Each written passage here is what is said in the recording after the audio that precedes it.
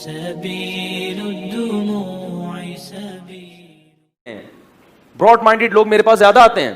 یار میری بیگم نے کہا میں دبئی جانا چاہتی ہوں ایکچولی میرے وہاں. میں نے کہا جاؤ یار کوئی مسئلہ نہیں بیگم, لائف انجوائے کرو, کوئی مسئلہ نہیں, ہم کوئی مولویوں کی طرح تھوڑی ہیں. دبئی چلی گئیں, وہاں گئیں, پھر وہاں سے آئیں, پھر وہ کزن آیا ہوا تھا, اس نے کہا کہ میں شوہر سے پوچھ رہا ہے کہ میں اپنی کزن کو ذرا شاپنگ کرا کے لے. ہاں بھائی بہن بھائی ہیں کوئی مسئلہ نہیں ہے جاؤ. کزن سے کیا ہو گیا, آنکھ مٹکا. اتنی محبت سے میاں بیوی رہ رہے تھے اور کزن سے کیا ہو گیا. جس دن وہ صاحب کہہ رہے ہیں آپ کا ذہن کسی کا بھی اس صاحب کی طرف نہیں جائے گا, یہ کسی کا راز میں فاش نہیں کر رہا, کوئی جانتا ہی نہیں ہے ان کو, اور یہ بیان سن کے بھی انشاءاللہ نہیں پہچانیں گے. بہت پرانا واقعہ ہے. میں اس لیے کہہ رہا ہوں کہ لوگ یہ سمجھتے ہیں کہ میں ممبر پہ لوگوں کے راز فاش کر رہا ہوں, ایسا نہیں ہے. انشاءاللہ خود اس آدمی کا بھی ذہن نہیں جائے گا اس طرف. جس دن کزن رخصت ہو رہے تھے, واپس جا رہے تھے کراچی, ان صاحب نے کہا مجھے شک اس وقت ہوا کہ میری بیگم بہت زیادہ غمزدہ تھیں, جو میری رخصتی پر اتنی غمزدہ نہیں ہوتی.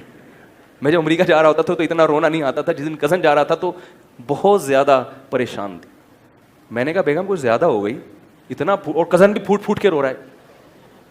کزن بھی کیا کر رہا ہے, پھوٹ پھوٹ کے رو رہا ہے. میں نے کہا یار میری بیوی ہے, مجھے اتنا رونا نہیں آتا اور نہ اس کو اتنا رونا آتا ہے, یہ دونوں کو اتنا کیوں رونا آ رہا ہے. لیکن براڈ مائنڈیڈ ہیں, کوئی بات نہیں, ایکچولی بہن بھائی ہیں نہیں, لیکن طرح تو ہے نا بہن, ہوتا ہے محبت پیار تو ہوتا ہے. اسلام بھی کس کا درس دیتا ہے, پیار اور محبت. کوئی بات نہیں. بیگم کو میں نے پوچھا یہ کیا ماجرا ہے, اس نے کہا بھائی اتنے خرچ کیا تو رونا تو آئے گا, چلو ٹھیک ہے کوئی بات. اس کے بعد پھر فون پہ کیا شروع ہو گئی, ایک گھنٹہ کہنے مجھے شروع. میں نے کہا یار یہ اتنا براڈ مائنڈیڈ بننا بھی صحیح کچھ زیادہ ہو گئی.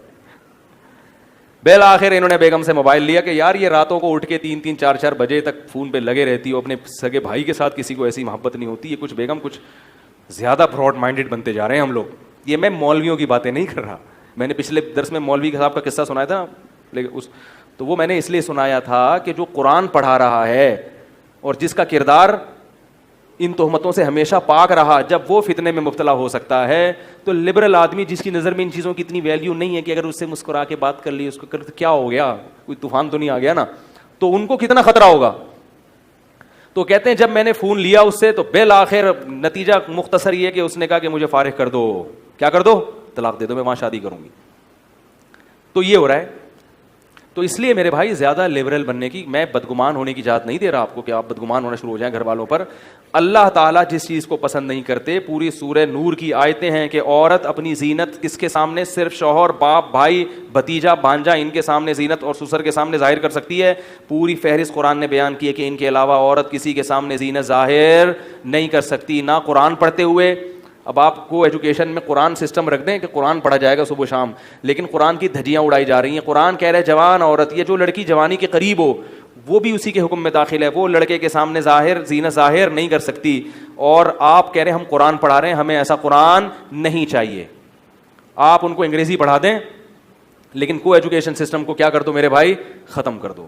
تو میں اس لیے کہہ رہا ہوں کہ عوام کی ذمہ داری ہے. میں کسی سیاسی تنظیم کے خلاف نہیں کر رہا آپ کو کہ آپ کے ان کا موٹیو ہے یہ, جس کا بھی ہو, لیکن عوام, سیاسی لوگ چاہے مذہبی جماعتیں ہوں یا لبرل ہوں, وہ دیکھتی ہیں پبلک کدھر جا رہی ہے. تو پبلک اگر یہ عوام مطالبہ کرے گی حکمرانوں سے کہ ہمیں کو ایجوکیشن سسٹم نہیں چاہیے, تو حکمران اس پر آئیں گے. پبلک اس میں خاموش ہو کے بیٹھ گئی ہے, کمپرومائز کر کے بیٹھ گئی ہے, جس سے ہماری نسلیں تباہ ہو جائیں گی مستقبل میں.